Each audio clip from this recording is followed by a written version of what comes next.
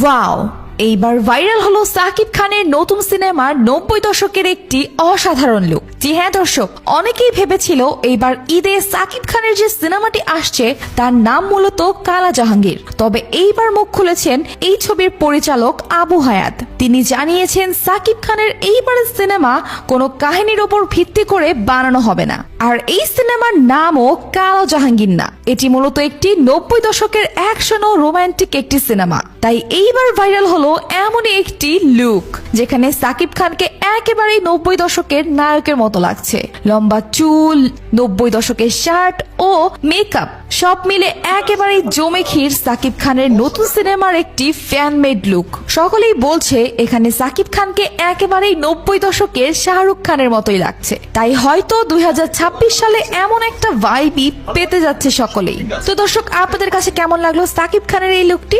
অবশ্যই একজন সাকিব ভক্ত হলে কমেন্টে জানাবেন। আর এরকমই আপডেট নিউজ সবার আগে পেতে চোখ রাখুন স্টার কাহিনীতে।